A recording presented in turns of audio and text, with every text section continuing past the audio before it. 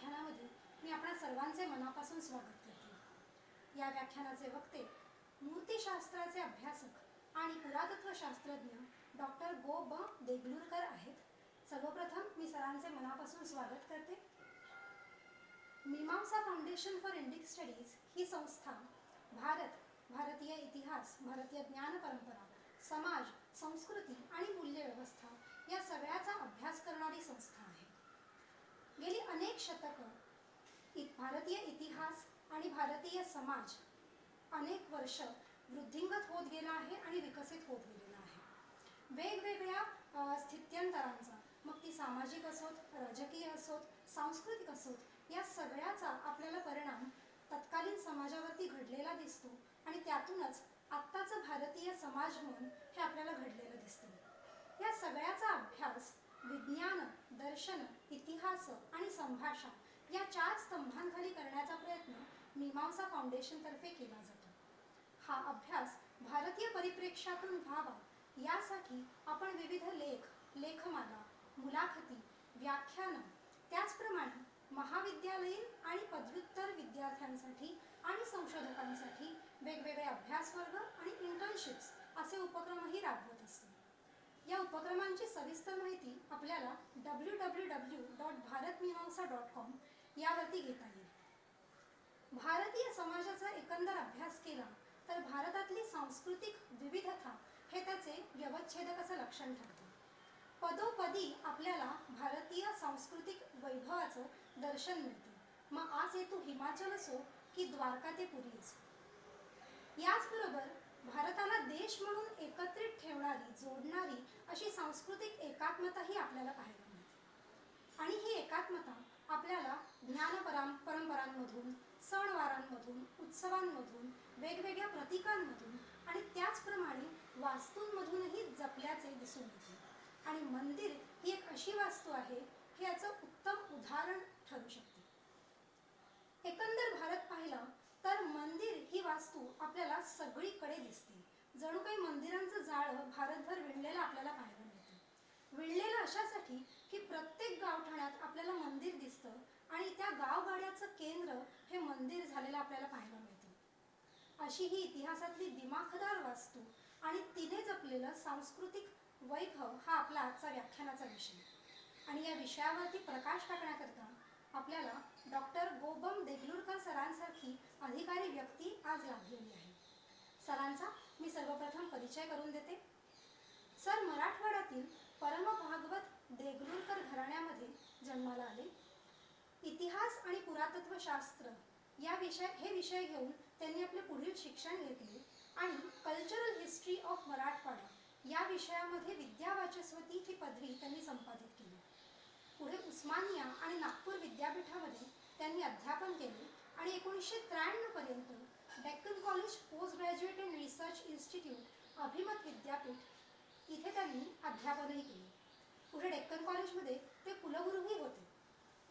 मूर्तिशास्त्र, मंदिर स्थापत्य हे त्यांचे विशेष अभ्यासाचे विषय। याशिवाय इतिहास, पुरातत्वशास्त्र आणि मंदिर यावरती त्यांनी वेगवेगळी पुष्कळ अशी ग्रंथसंपदाही निर्माण केली आहे। त्यांना डी.लिट ही पदवी देखील मिळाली आहे। त्यांचा बहुमानही झाला आहे।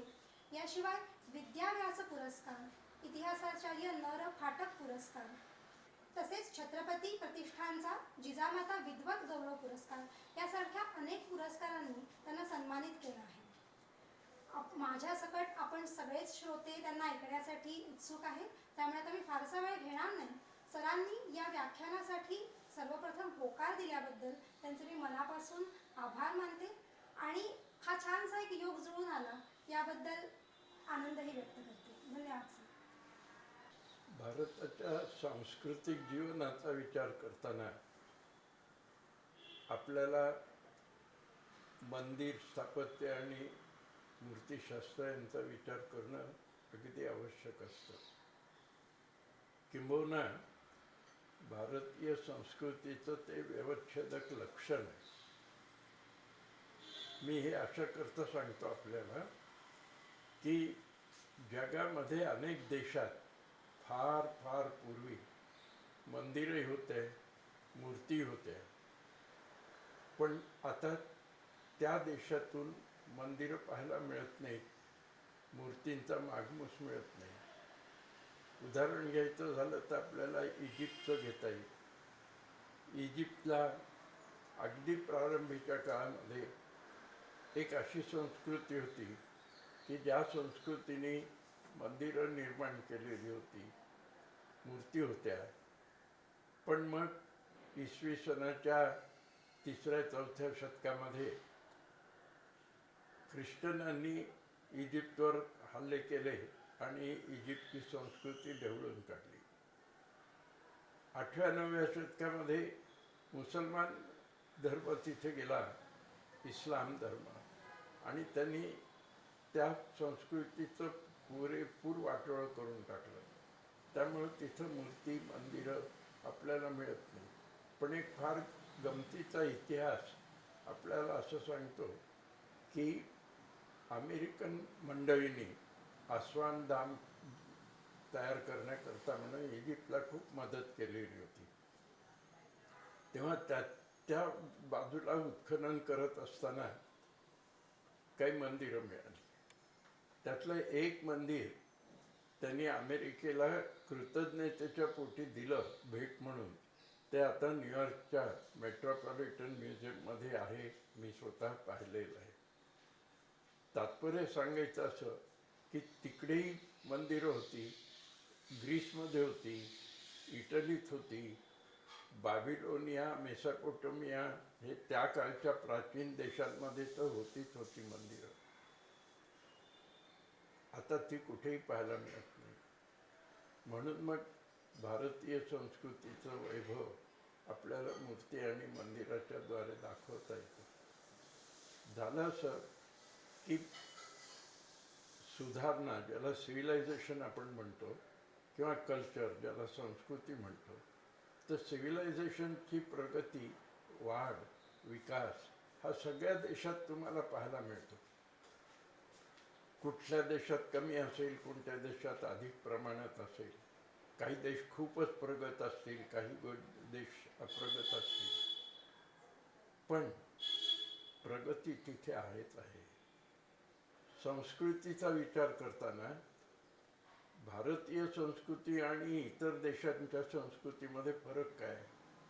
तर भारतीय संस्कृतीमध्ये मंदिर स्थापत्य आणि मूर्ती यांना भरपूर वाव आहे, किंवा किंबहुना ते त्याचं एक महत्त्वाचं अंग आहे भारतीय संस्कृतीचं. हे भारतीय संस्कृतीचं वैशिष्ट्य आहे. आता ह्या दृष्टीनं विचार करताना मंदिराची निर्मिती कशी झाली, वाढ कशी झाली, प्रगती कशी झाली, या सगळ्या गोष्टींचा विचार आपल्याला करता येऊ शकतो. त्याचं एक महत्त्वाचं लक्षण असं की फार प्राचीन काळापासून, अगदीच काळाचं सांगायचं असेल तर वेदांमध्ये, म्हणजे ऋग्वेदामध्ये किंवा यजुर्वेदामध्ये मंदिराचा उल्लेख नाही मिळत. मूर्तींचा उल्लेख वेगळ्या प्रकरणात मिळतो, वेगळ्या संदर्भात मिळतो. पण मग पाणिनीच्या अष्टाध्यायीमध्ये किंवा कौटिल्याच्या अर्थशास्त्रामध्ये मंदिरांचा उल्लेख मिळतो आपल्याला. अर्थशास्त्रात असं म्हटलेलं आहे की गावाच्या चौकामध्ये मंदिर उभं करावं, जय विजय यांच्या मूर्ती स्थापन कराव्यात इत्यादी. तेव्हा तिथून आपल्याला जर आढावा घ्यायचा झाला मंदिरांच्या संबंधातला, तर आपल्याला असं लक्षात येतं की जवळजवळ 2500 वर्षापासून भारतामध्ये मंदिरांची निर्मिती होत होती. त्याच्या आधी काय झालं आपल्याला माहिती नाही, कारण पुरावे मिळत नाही. सातवाहन काळामध्ये मंदिरांचा उल्लेख गाथा सप्तशतीत आपल्याला मिळतो. ही मंदिरं कशी होती? आज जी आपण मोठाली मंदिरं पाहतो, बृहदीश्वरचं मंदिर तंजावरला पाहतो, किंवा अन्य मंदिरं अलिबीडचं, बेलूरचं, किंवा भारतातलं अंबरनाथचं, कोपेश्वरचं, खिद्रापूरचं, अशी अनेक मंदिरं आज पाहतो. अगदी अद्ययावत मंदिरं म्हणजे आपल्याला पंढरपूरचं विठ्ठलाचं मंदिर सांगता येईल, किंवा महालक्ष्मीचं मंदिर कोल्हापूरचं सांगता येईल. म्हणजे मला सांगायचं थोडक्यात असं आहे की मंदिराची निर्मिती झाल्यापासून ते आजतागायत मंदिरं निर्माण होतच आलेली आहेत. अगदी चंद्रावर मनुष्य गेला तरी मंदिरं निर्माण होत आहेत.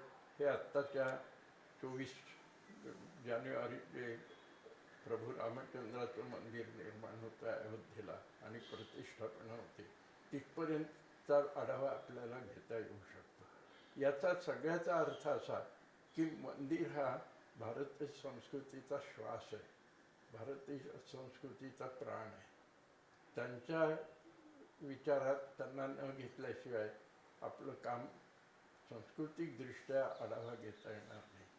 याचाच एक मोठा असा विशाल पट आपल्याला पाहायचा झाला तर असं सांगता येईल की Bharat was never a United nation अशी समजूत ब्रिटिशांनी आम्हाला करून दिली, पण ते तसं नाही आहे. सांस्कृतिकदृष्ट्या भारत आज टू हिमाचल आणि द्वारका ते ओडिशापर्यंतचा तुम्हाला पाहायला मिळेल. प्रत्येक ठिकाणी मंदिरं मिळतील, प्रत्येक ठिकाणी मूर्ती मिळतील. संस्कृत ही संबंध भारत देशाची एकेकाळी भाषा होती. लिंग्वा फ्रांका ज्याला आपण म्हणतो अशी ती भाषा होती.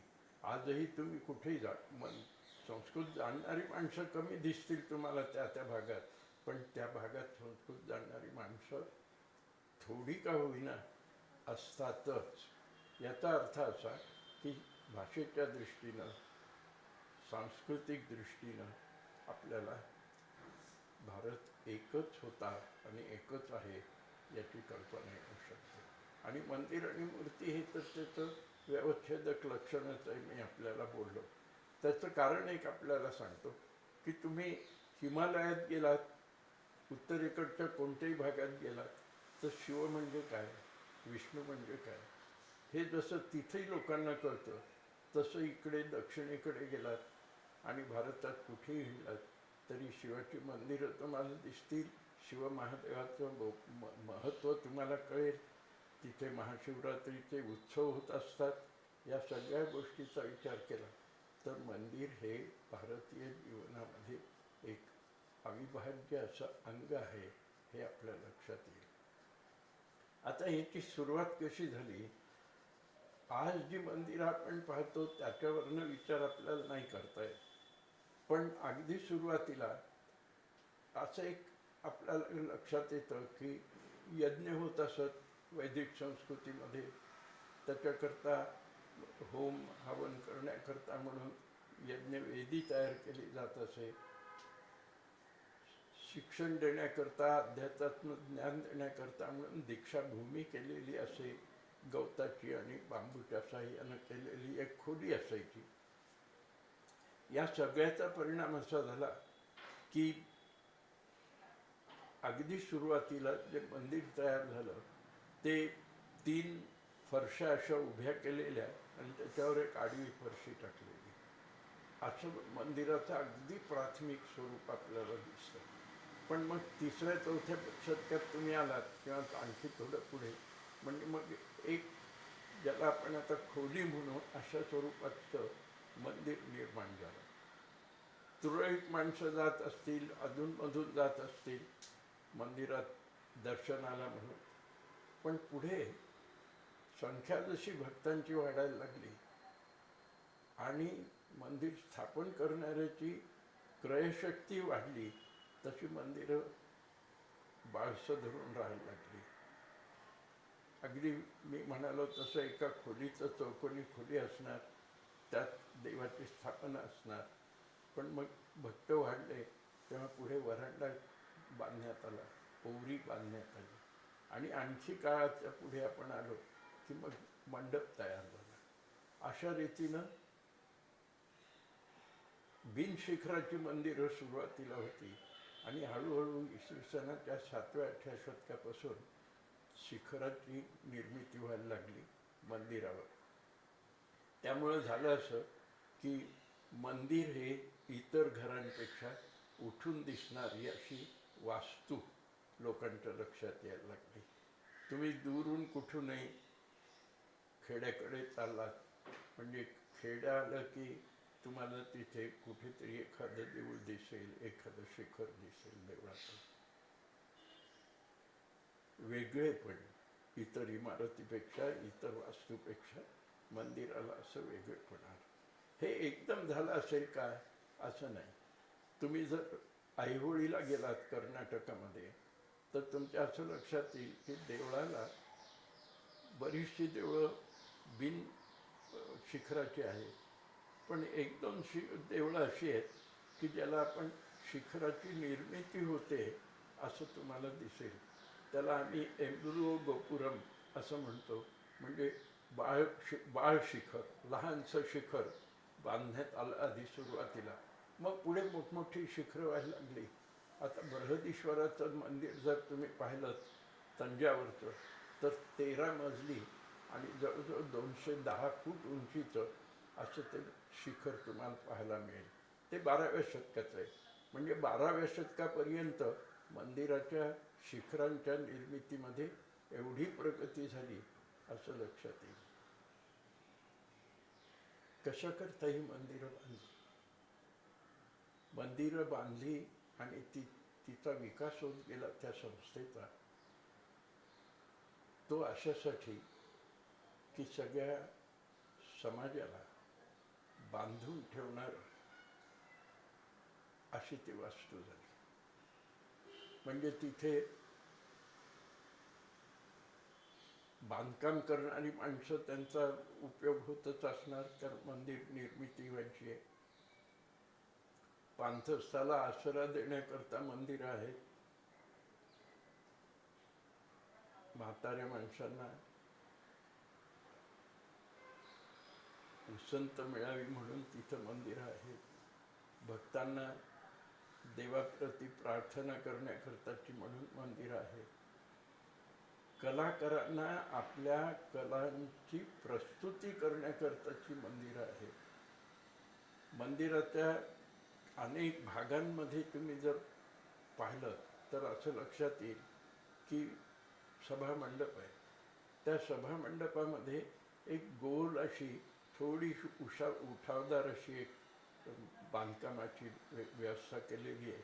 त्याला आम्ही शास्त्रीय भाषेमध्ये रंगशिला असं म्हणतो. त्या रंगशिलेवर उभं राहायचं कलाकारांनी आणि आपलं गायन प्रस्तुत करायचं, नृत्य प्रस्तुत करायचं, हरिकीर्तन प्रस्तुत करायचं. हे प्रयोजन त्या रंगशिलेचं. आता पहा त्या काळच्या वास्तुतज्ञांनी कसा विचार ह्या गोष्टींचा केलेला आहे. तर मंदिराच्या मंडपाचे 2 प्रकार असतात. एक गूढ मंडप आणि एक रंगमंडप. तेव्हा गूढ मंडप म्हणजे बंदिस्त मंडप.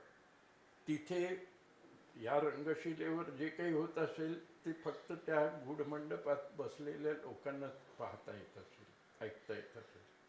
पण रंगमंडप म्हटलं की तो मंडप उघडा असतो चौकडनं आणि मग त्या मंडपात मावतील तेवढे श्रोते, पण शिवाय बाहेरही असलेले श्रोते मंडपातलं नृत्य पाहू शकतील, गाणं ऐकू शकतील, कीर्तन ऐकू शकतील. अशा पद्धतीची समाजाला ज्या पद्धतीनं सोयीस्कर जाईल अशा पद्धतीनं बांधलेली ही मंदिर आहे. हे सर्वेशान तुम्हाला भारतात पाहायला मिळेल. मंदिरात आणखी एक आहे. लोकांच्या श्रद्धेला अवकाश दिला जातो, कलाकारांना वाव दिला जातो. अनेक समाजातले घटक हे मंदिर निर्मितीला कारणीभूत होत असतात. म्हणून मी मंदिर हे एक सामाजिक संस्था आहे असंही म्हणतो. मंदिरात दर्शनाला जाणं हे अंतिम आहे, पण त्याच्या आधी मंदिर निर्माण करण्याची जी प्रथा सुरू झाली त्याकरता म्हणून आधी कारागीर आहेत. दगड निर्माण करायला व्यवस्थित एका आकाराचे पाथरवट्याची गरज आहे. त्या काळचा विचार केला तर तुमच्या असं लक्षात येईल की पाथरवट आहे, गवंडी आहे, सुतारकाम करणारी माणसं आहेत, लोखंडाचं काम करणारी माणसं आहेत. ही सगळी कारागीर मंडळी आहेत. आणि ह्या कारागीर मंडळीच्या साह्यानं ते मंदिर उभं केलं जाणार. एवढं नाही तर मग मूर्ती घडवणारे कलाकार पाहिजे. त्यांनी घडवलेल्या मूर्तीच्या संदर्भात विचार करताना त्याची प्राणप्रतिष्ठा करायची मूर्तीची म्हणजे गुरुजींची गरज पडणार, वेदशास्त्रज्ञांची गरज पडणार, वेदमूर्तींची गरज पडणार. तीही माणसं मंदिराच्या संबंधात उपयोगात यायलाच हवीत हे आपल्याला लक्षात येईल. मंदिराला एकेकाळी जमिनी दिल्या जात असत. आत्तासुद्धा अगदी एक आपलं महाराष्ट्रातलं उदाहरण घ्यायचं झालं तर पंढरपूरच्या विठ्ठल मंदिराला 1200 एकर जमीन आहे. ती करायला मग कुळं लागतात, ती करायला माणसं लागतात, त्याच्या उत्पन्नाची विल्हे करायला लोक लागतात. या सगळ्या गोष्टींचा विचार केला तर समाजाला मंदिराची अत्यंत आवश्यकता असते. सातत्यानं समाजाशी संबंधित येणारी ही वास्तू असते असं आपलं लक्षात येईल. एवढंच नव्हे तर मंदिरात पाठशाळा चालत असत.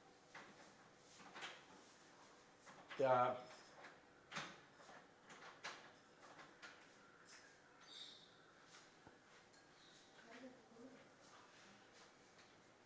पाठशाळेमध्ये वेदांचं, भाषेचं ज्ञान दिलं जात असे, गणित शिकवलं जात असे, ॲस्ट्रॉलॉजी, ॲस्ट्रॉनॉमी हे विषय ते शिकवले जात असत. त्या पाठशाळेत जी मुलं अध्ययन करत असत त्या मुलांकरता म्हणून खाण्यापिण्याची सोय, वार्षिक कपडे लत्त्याची सोय केली जात असे असं आपल्याला अनेक शिलालेखातून माहिती मिळते.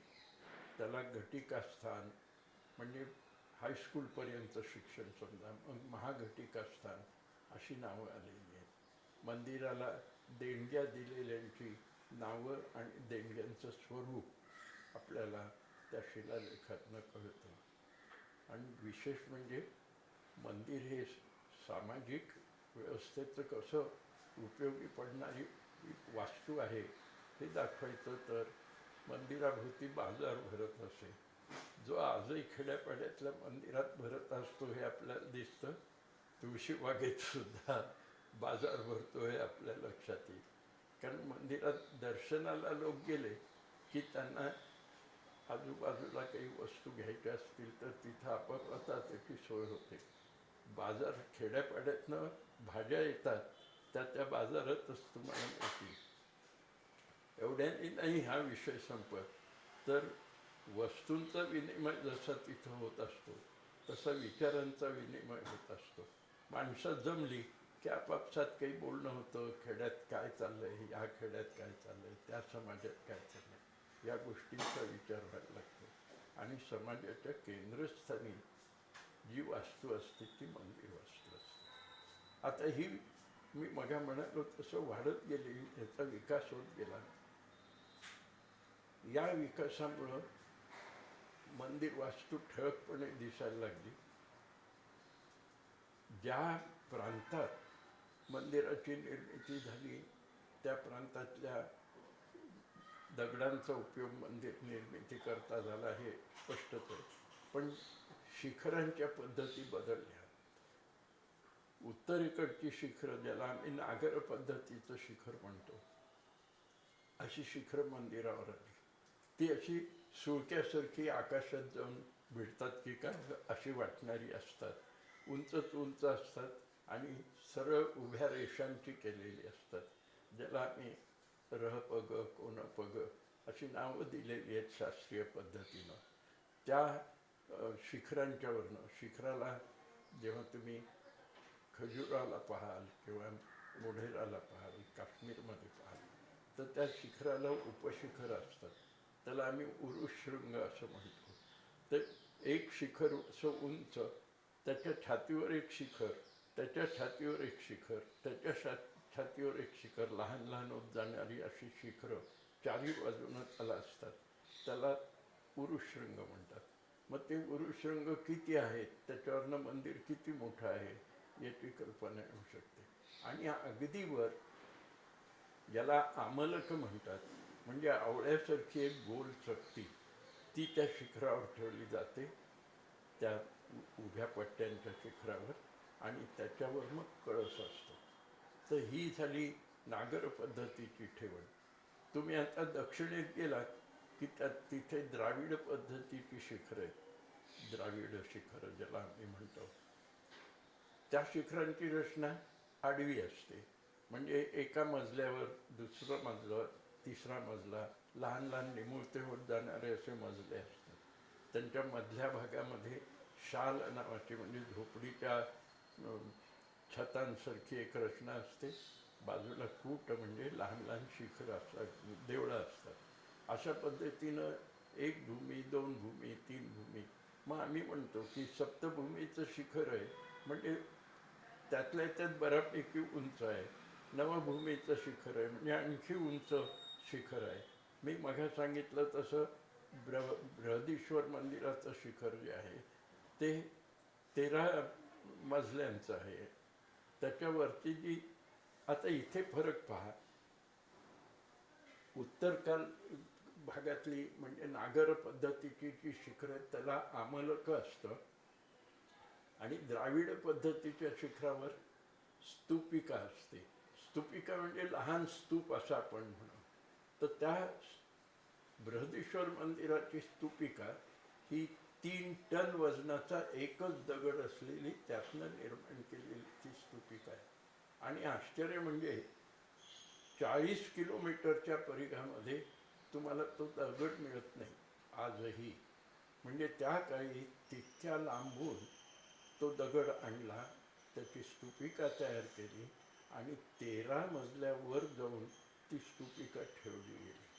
आता हे बांधकाम कसं झालं असेल तर 13व्या मजल्यापासून असे लांब लचक अशी एक रॅम्प तयार केली जाते मातीची, आणि हत्तीच्या सोंडीतनं तो दगड वरपर्यंत पोचवला जातो.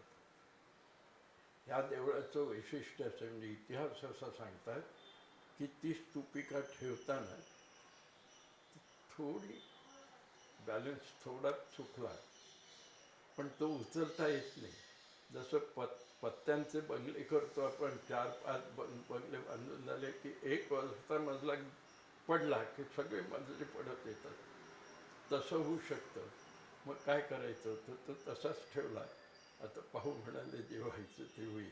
पण झालं असं की त्याच्यामुळं गावातले लोक सगळे दुःखी झाले. कारण मी मघा म्हणालो, ते गावाची वास्तू असते, एकट्या दुकट्याची नसते. तेव्हा आता काय व्हायचं ह्या देवळाचं? तेव्हा खिन्न बसलेली गावकरी मंडळी पाहिल्यावर, आपल्याकडे कथा असते, खरं म्हणजे इतिहास वेगळा असतो, पण कथेच्या द्वारे तो सांगितला जातो. तर तो एक साधू येतो, ज्याचा अभ्यास असतो कदाचित ह्या वास्तू रचनेचा, आणि तो विचारतो की गावाचं काम, मला भिक्षा कोणी देत नाही आहे, गावाचं उदास का, खिन्न का? तेव्हा त्यांना सांगण्यात येतं की हे असं प्रकरण झालं स्तूपिकाच्या बाबतीमध्ये. तेव्हा त्यांनी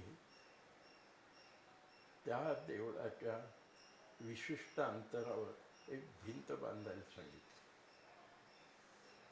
आणि ती भिंत आजही आपल्याला दिसते. आपल्याला असं वाटतं ती पाहताना की एकाकी अशी कुठे काहीच नाही, ह्याला आधार नाही, काय कारण नाही, अशी का बांधली असेल, तर ते बॅलन्स ठेवण्यात. आता हे मी सांगतो तेव्हा सगळ्यांचा विश्वास या गोष्टीवर बसेलच असं नाही, पण त्याला उदाहरण दिल्यावर कदाचित विश्वास बसू शकतो, असं प्रकरण आहे ते.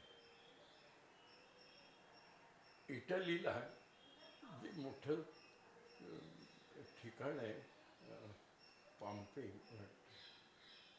तिथं जे इमारत बांधली गेली, झुलता नाही, मनोरा आहे तिथे. तर तो मनोरा असा वाकलेला आहे, आणि नेहमी पेपरमध्ये येतं की तो पडेल की काय, इतका असा भीतीदायक झालेला आहे वगैरे. तर तिथे बाजूला, दुसऱ्या बाजूला असे मोठमोठे लोखंडाचे दगडच म्हणून आपण ठेवलेले. हे मी स्वतः अर्थात पाहिलेलं आहे. खूप दगड असे रचून ठेवलेत. आपल्याला वाटतं हे काय आहे, लोखंडाचे ठोकळे इथं ठेवलेत सगळे, तर ते बॅलन्स सांभाळून करतायत. ह्या भिंतीचं जे कारण आहे तेच त्याचं कारण आहे, हे आपल्याला आत्ताच्या उदाहरणावरनं सुद्धा कळू शकतं.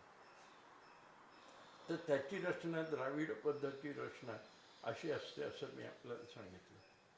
आता तिसरा एक प्रकार आहे, त्याला वेसर पद्धतीचं शिखर म्हणतात. वेसर म्हणजे खेचर. या शब्दावरनंही आपल्या लक्षात असं येईल की नागर पद्धत आणि द्राविड पद्धत ह्या दोन्हीचं मिश्रण झालेली अशी एक रचना शिखरांची झालेली आहे. आणि असं एकच शिखर आपल्याला महाराष्ट्रात दिसतं सध्या. एरवी भूमिज पद्धतीची शिखर आहेत, मी बोलतो त्याच्यावर.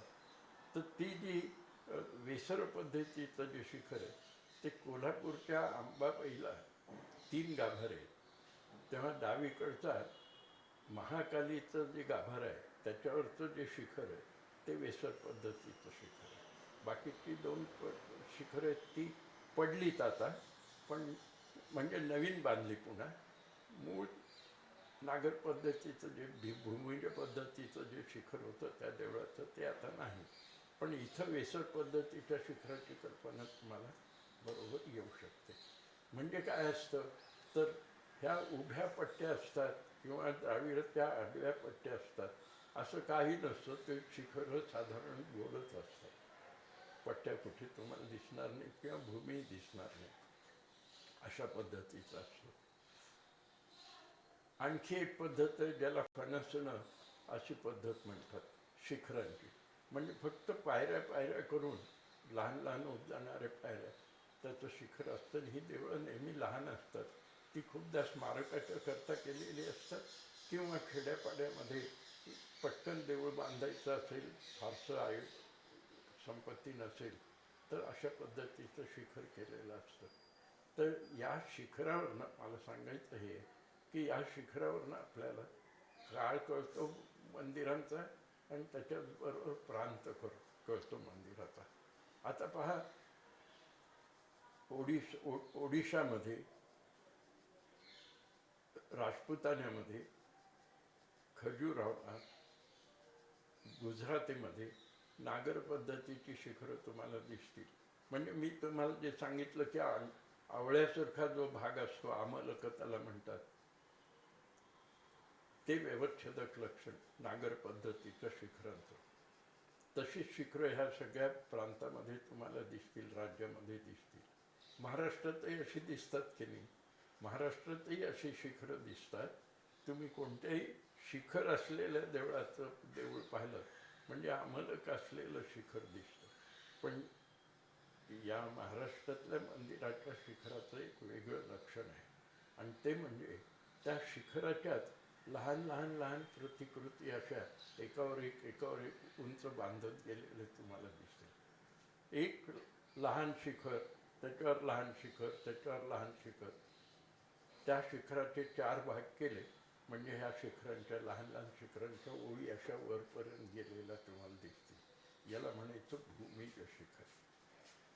हे महाराष्ट्रातल्या मंदिराचं वैशिष्ट्य आहे. मध्य प्रदेशात एखादं, राजपुतान्यात एखादं असं शिखर असलेलं मंदिर आहे, नाही असं नाही. पण महाराष्ट्राच्या बहुतेक देवळावर अशी शिखरं होती आणि आहे, ते काही देवळांवर दिसतात. तेव्हा अशा पद्धतीचं शिखर त्याला भूमिज का म्हणायचं तर ह्याच्यावर चर्चा झाली विद्वानांमध्ये. आता विद्वान म्हटल्यावर चर्चा ही आपोआपच येतेच. तेव्हा त्या चर्चेतनं असं निर्माण झालं की ते म्हणाले भूमिज म्हणजे अशोकाचा स्तंभ जसा एकदम भूमीतून वर आल्यासारखा दिसतो, झाड उगवावं तसं शिखर असायचं, त्याला भूमिज म्हणायचं.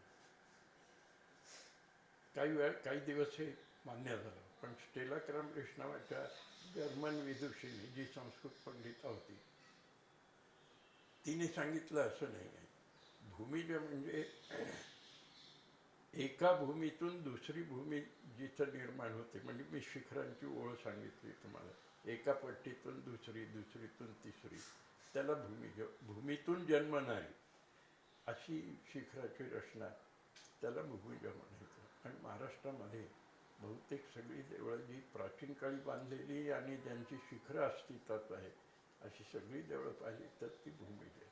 मग आता प्रश्न असा येतो की आता जी आम्ही शिखरं पाहतो, उदाहरणार्थ तुळजाभवानीचं शिखर आहे तुळजापूरचं, किंवा पंढरपूरच्या विठ्ठल रुक्मिणीच्या देवळाची शिखरं आहे, किंवा पर्वतीवरचं शिखर आहे, किंवा पुण्यातल्या अनेक देवळावर जी शिखरं आहे, त्याला काय म्हणायचं? तर ती भूमिज पद्धतीची प्रगत अशी रूप आहे. प्रगत म्हणा किंवा विकसित म्हणा, काय शब्द म्हणजे काय झालं, आता लहान लहान शिखरांच्या ओळी असं मी म्हणालो तुम्हाला, त्याच्याऐवजी इथं कोनाडे असतात. तुम्ही जर शिखर पाहिलं अगदी तुळशीबागेच्या देवासुद्धा, तरी असे कोनाडे दिसतात आणि त्याच्यात मूर्तींची स्थापना केलेली असते. तेही त्याला भूमिगत मंदिर असं आपल्याला म्हणता येईल.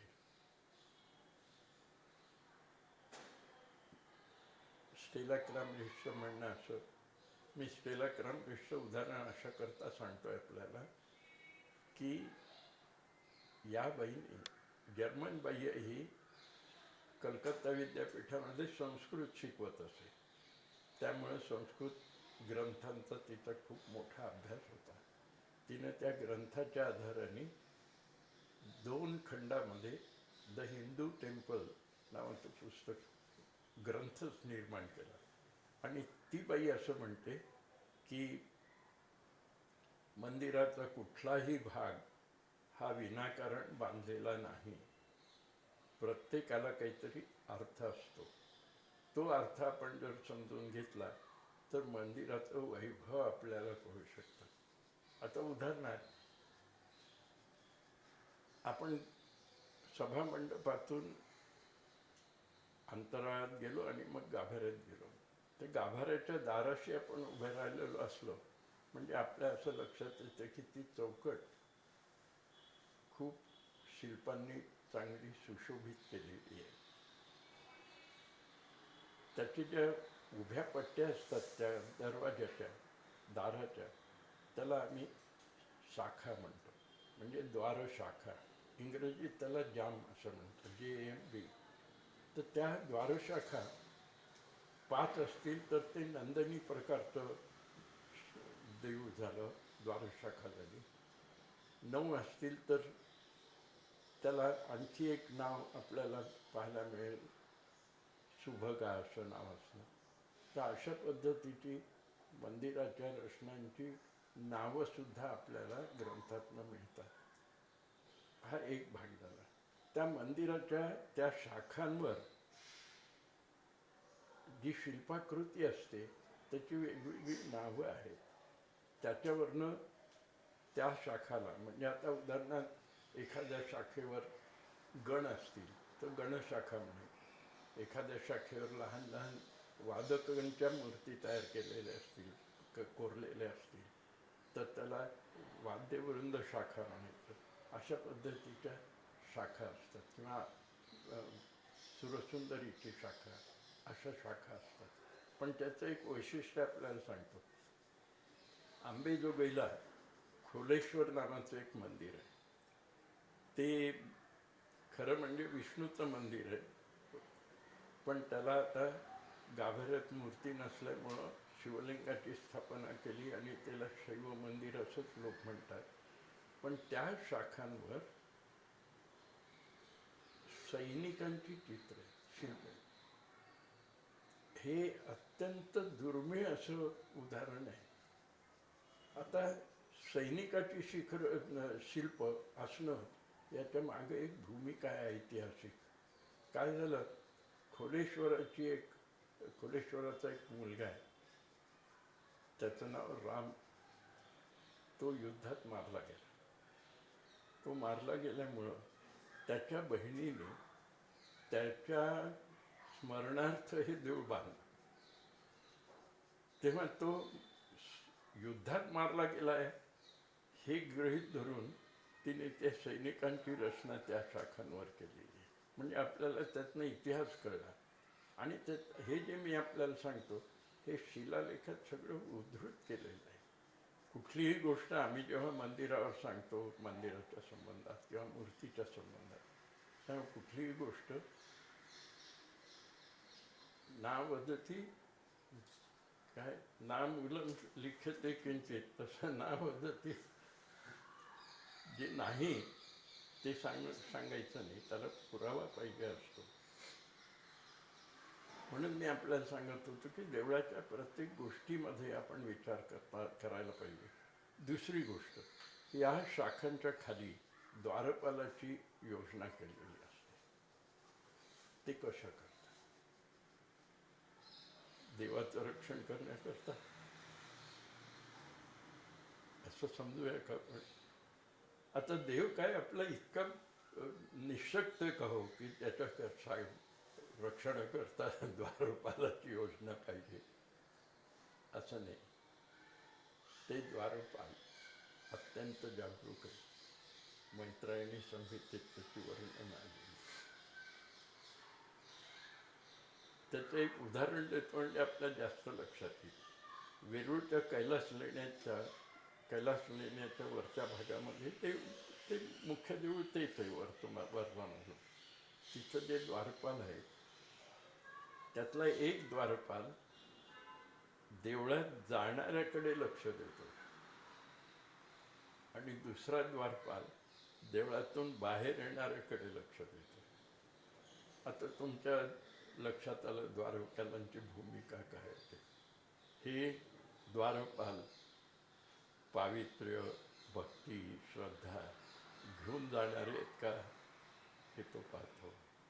आणि येणारे लोक विनोदात सांगायचं म्हणजे तिथून काही उचलून आणत नाही आहेत ना, हे तो पाहतो. द्वारपालाची योजना याच्याकरता आहे. अजूनही सांगतो मी वेगळी कारणं त्याची. आणि बाजूला गंगा यमुना असतात. गंगा मकरावर उभी आहे, यमुना कासवावर उभी आहे.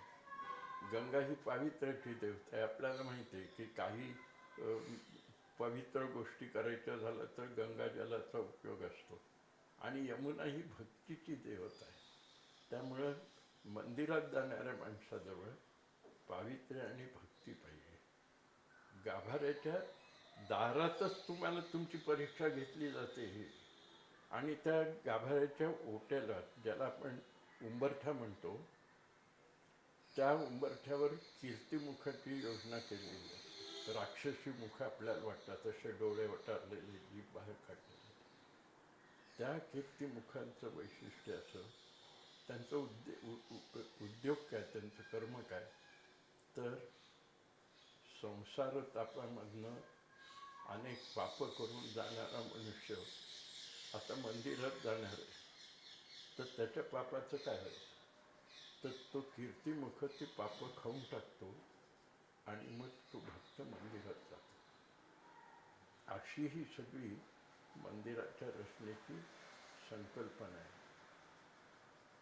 कीर्तिमुखाची कथा सांगितली म्हणजे तुमच्या लक्षात येईल. हा एक राक्षस असतो मुळात, जालंधर नावाचा. तो शिवाचा भक्त असतो. आता शिव भोळा जरी समजत असले तरी तो भक्ताची परीक्षा घेतल्याशिवाय वर देत नाही. तेव्हा झालं काय, त्यांनी तपश्चर्या खूप केली. शिवांनी त्याची परीक्षा घ्यायचं ठरवलं.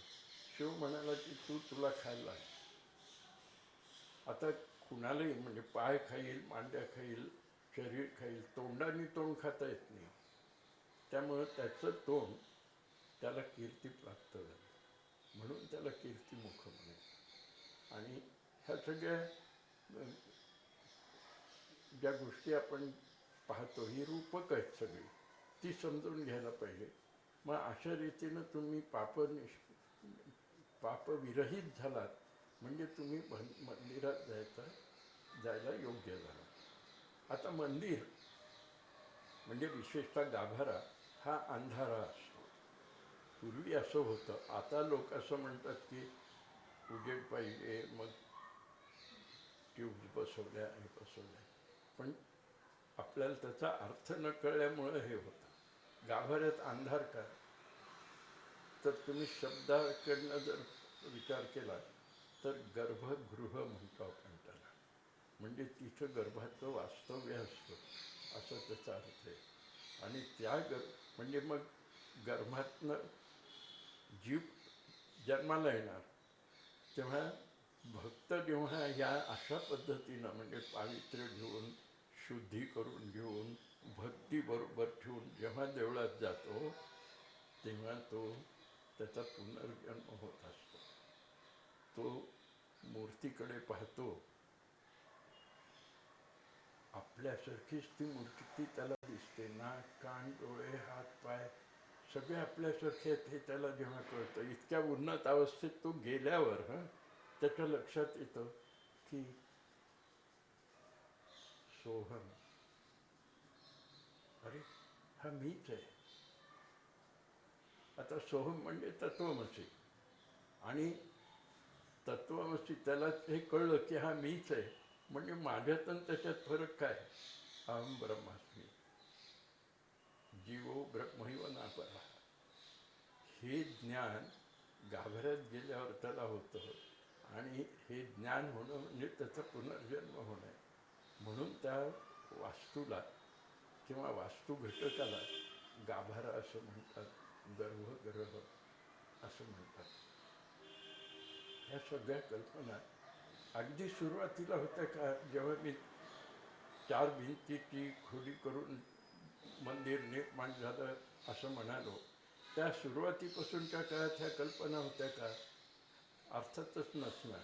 ह्या मनुष्य जसा विचाराने प्रगत होत गेला, श्रद्धेने वृद्धिंगत होत गेला, तशा ह्या कल्पना त्याच्या मनात आल्या, आणि मग त्याला योग्य ठरेल, साजेल अशा पद्धतीनं मग त्यांनी त्या मंदिराच्या वास्तूचा फरक लक्षात घेऊन त्याला अनुकूल अशा वास्तू निर्माण केल्या.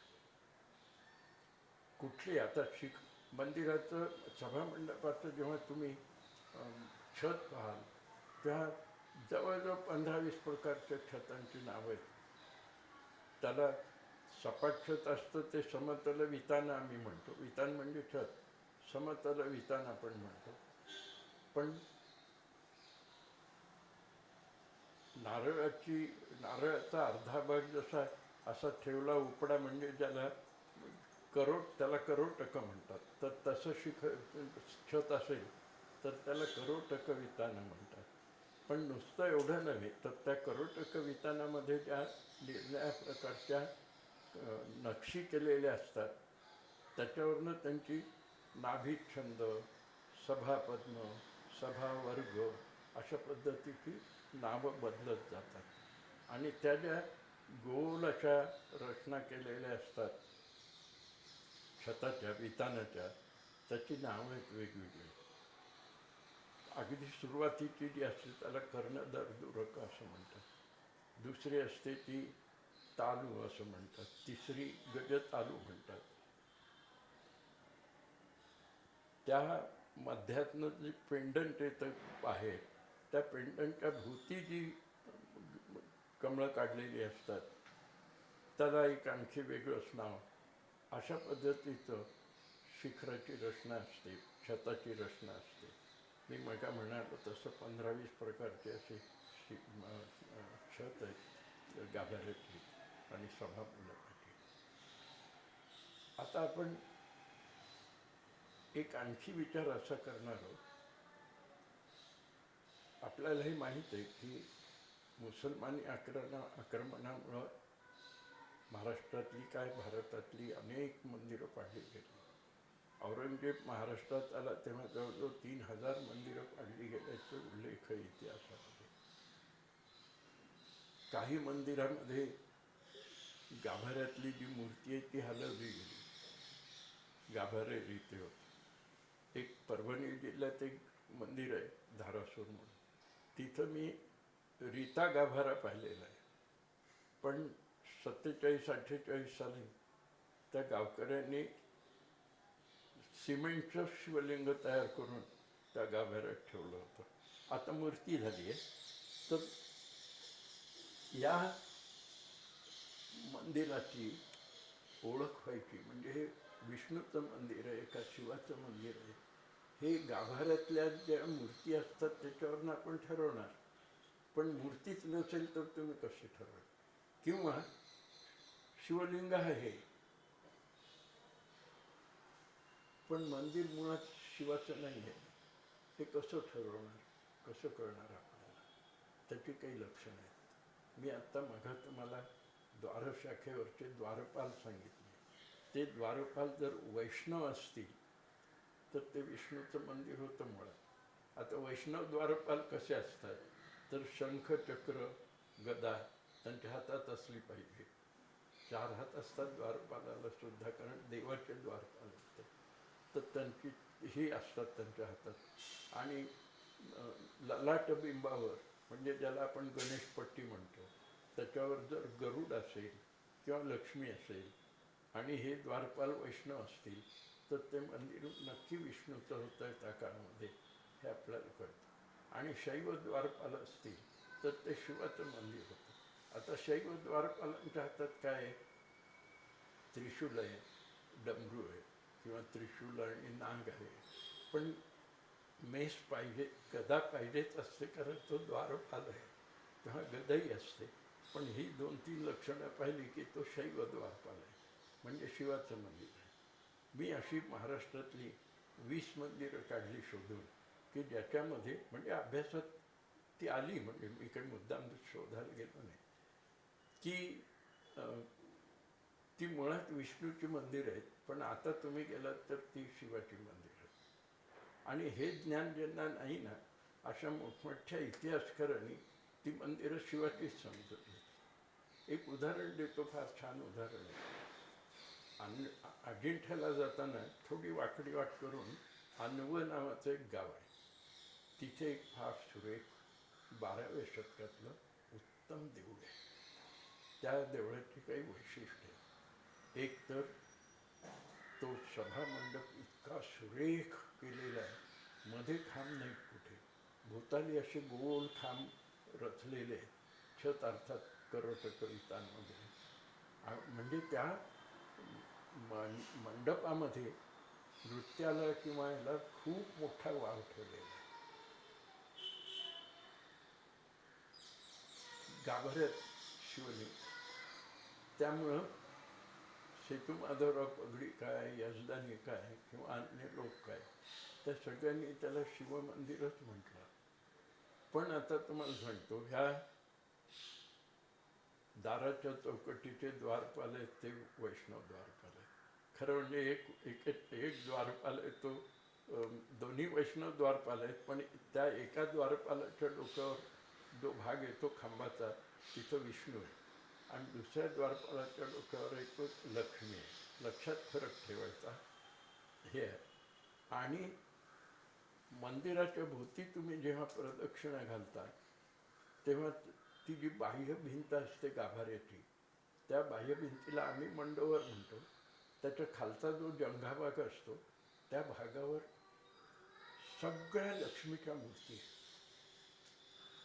आता पहा, द्वारपाल वैष्णव आहे, विष्णू आणि लक्ष्मीच्या मूर्ती आहेत, आणि बाहेरच्या बाह्य भिंतीवर सगळ्या लक्ष्मीच्या मूर्ती आहेत.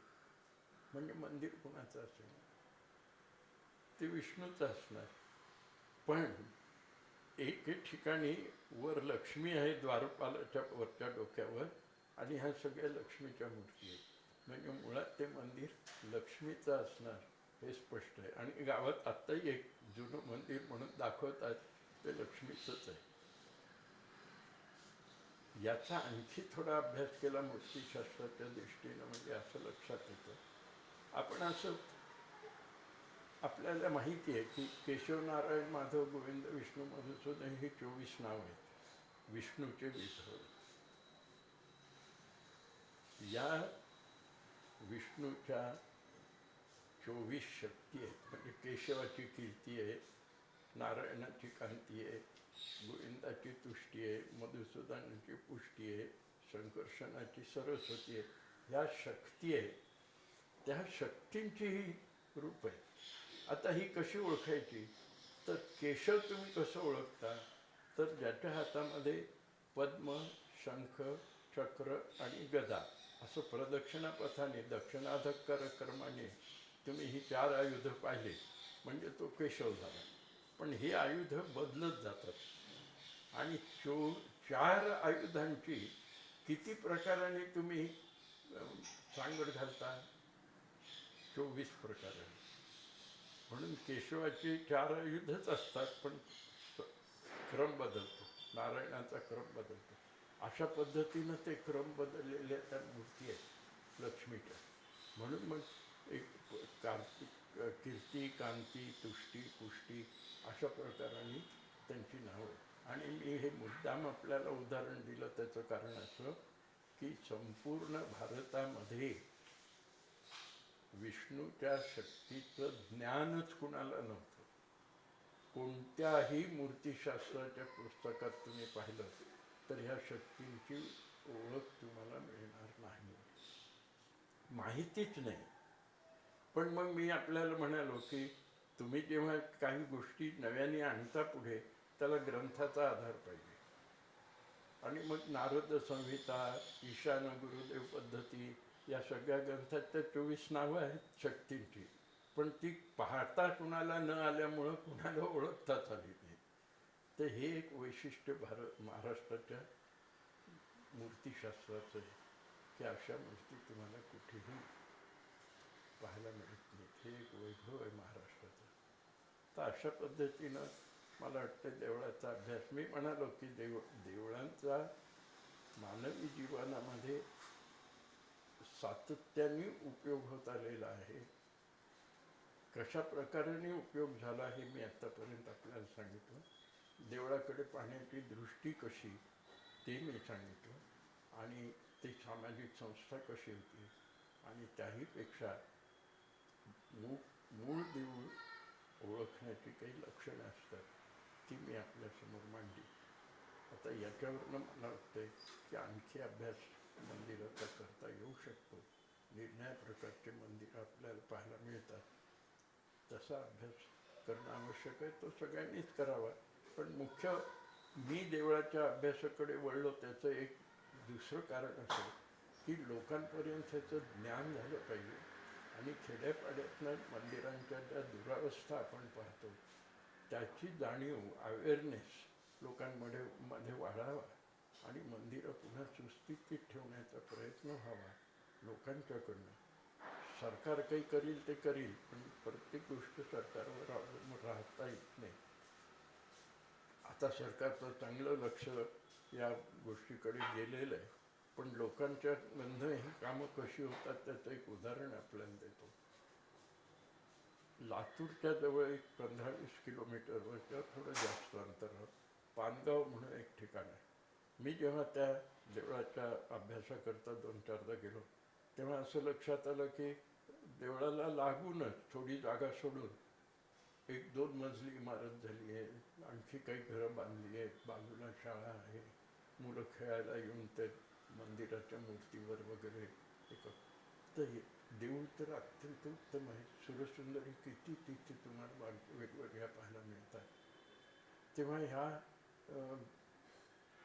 खटकणाऱ्या गोष्टी आहेत भक्ताला किंवा अभ्यासकाला. पण आता गावकरी शहाणे झाले. त्या गावकऱ्यांनी 1 कोटी रुपये उभे केले आणि आजूबाजूची घरं सगळी जी आहेत त्यांना पैसे देऊन जागा गावात देऊन सांगितलं की आता इथून तुम्ही हाला. आणि ती माणसं समजूतदार निघाली. आता मंदिर छान झालं. तेव्हा ह्या गोष्टीकडे समाजाचं लक्ष जावं हा एक आपला उद्देश असतो. मंदिराच्या संबंधात मी पुढे मूर्तींच्या संबंधात बोलताना सांगितलं असतं, पण आत्ताच गोष्ट एक सांगतो. जशी आपल्याला मंदिराच्या बाह्य भिंतीवरच्या आत्ता मूर्ती मी आपल्याला सांगितल्या, तशाच मूर्ती मंदिराच्या बाह्य भिंतीवर सुरसुंदरीच्या असतात. सुरसुंदरी म्हणजे अप्सरा. त्या एका क्षीररार्णव नावाच्या ग्रंथातनं 32 आहेत, शिल्पप्रकाशमध्ये 16 सांगितले. यांचं प्रयोजन काय याच्याबद्दल अभ्यासकामध्ये अल्पज्ञान आहे असं मी म्हणेन. त्या सुरसुंदरी तुम्हाला मंदिरात जाताना तुमचं मन कसं पाहिजे हे सांगत असतं. आणि ही फार महत्त्वाची गोष्ट आहे. कुठल्याही गोष्टीमध्ये तुम्ही जेव्हा असो, उदाहरणं खूप आहेत, कोणत्याही मोठ्या ऑफिसमध्ये जाताना किंवा पार्लमेंट हाऊसमध्ये जाताना काही संकेत पाळायचे असतात, काही मार्ग त्या मार्गावरनं जायचं असतं, कसं जायचं त्याचंही ज्ञान असतं. तसं हे मंदिराचं काम आहे. त्या बांधकाम करणाऱ्या कलाकारांचं, बांधकाम करणाऱ्या लोकांचं आणि त्यांना दिग्दर्शन करणाऱ्या विद्वानांचं मला कौतुक याच्याकरता वाटतं की आता तुम्ही मंदिरात जाणार आहेत, तुमचं मन त्याला अनुकूल पाहिजे. मंदिरात एकदम जाऊन गाभाऱ्याच्या समोर उभारून दर्शन घ्यायचं अशी पद्धत नाही शास्त्रशः. शास्त्रांनी असं सांगितलंय की आधी बहिर्देव पूजा करायची. तुम्ही दक्षिणेत गेलात ना तर मंदिराच्या बाहेर ज्या मूर्ती असतात त्यांना आधी नैवेद्य दाखवला जातो, त्यांची पूजा केली जाते आणि त्या देवांची उपासना करून मग तुम्ही गाभाऱ्यात जायचं असतं. आता तुम्ही मंदिरात जाताना कशा मनाने जायला पाहिजे ते त्या सुरसुंदरी तुम्हाला सांगतात. भगवान कृष्णाने गीतेत असं म्हटलं की पत्रम पुष्पम फलम तोयम. तुम्ही मंदिरात जाताना रिक्त हस्ते न गंतव्यम, रिकाम्या हाताने जायचं नाही. सहसा जात नाहीत लोक. तुम्ही जाताना पान, झाडाचं पान असू द्या तुमच्याजवळ चालेल, फूल असलं तर आणखी बरं, फळ असेल तर त्याहून बरं, पण काहीच नसेल तर तोयम. पाणी तरी असेल ना तर पाणी घेऊन तुम्ही जायचं देवळामध्ये. तर ह्या सुरसुंदरी तशा आहेत. पद्मगंधा नावाची सुरसुंदरी आहे, तिच्या हातात पद्म आहे. एक बीजपूरक घेतलेली सुरसुंदरी आहे, तिच्या हातात फळ आहे. जया नावाची सुरसुंदरी आहे, तिच्या हातात पाण्याचा कलश आहे. म्हणजे ही रचना त्या मंडळींनी अशी केली. हे तुमच्या डालमालिका नावाची एक सुरसुंदरी आहे, तिच्या हातात पान आहे झाडाचं, झाडाला टिकूनच उभी आहे ती. म्हणजे हे तुम्हाला लक्षात आलं. आता दुसरं असं की तुम्ही आता मंदिरात चाललात, मन कसं पाहिजे? षड्रिपूपासून मुक्त पाहिजेत तुम्ही. मद मोह मत्सर त्याच्यापासून अहंकार दूर असलं पाहिजे. ही ती सुरसुंदरी कोणती दाखवते तर एक शत्रुमर्दिनी म्हणून सुरसुंदरी आहे. गंमत वाटेल तुम्हाला. तर तिच्या हातामध्ये तुटलेलं मुंडक आहे आणि एका हातात तलवार आहे. प्रयोजन काय आहे तर तुम्ही देवळात जाताना तुमच्या मनामध्ये हे जे रिपू आहेत, रिपू शत्रूच ना, तर त्या शत्रूला तुम्ही मारलं पाहिजे आणि मग देवळात जायला पाहिजे. संकेत आहे. एका बाईच्या मांडीवर असा विंचू चढत असताना दाखवलेला आहे.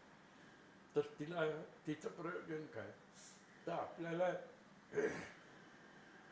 पाश्चात्य लोकांनी ज्यांनी ह्या अशा मूर्तींवर लिहिलं, मुळात मूर्तीवर लिहिलंच नाही या सुरसुंदरीवर, पण जेव्हा त्यांनी एका मूर्तीचं वर्णन केलं, विंचू चावतोय, चढतोय पायावर त्या मूर्तीचं, सुरसुंदरीचं, तर त्यांनी वेगळं विक्षिप्त वर्णन केलं. ते काही आता मला सांगण्यासारखं नाही, कारण त्यांना वेखनाथाचं भारूड माहीत नाही.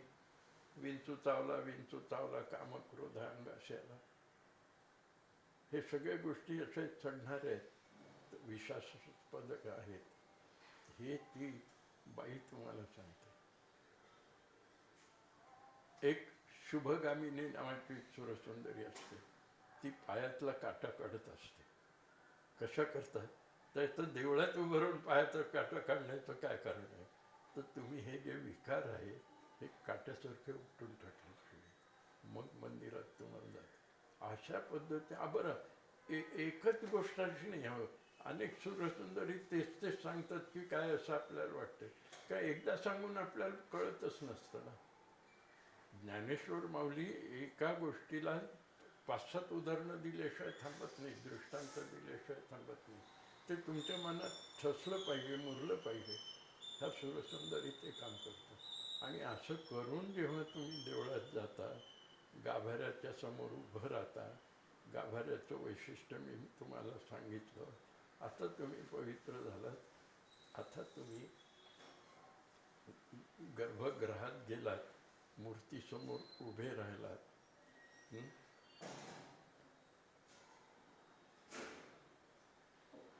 ज्ञानेश्वरीत असं म्हटलंय की पार्था,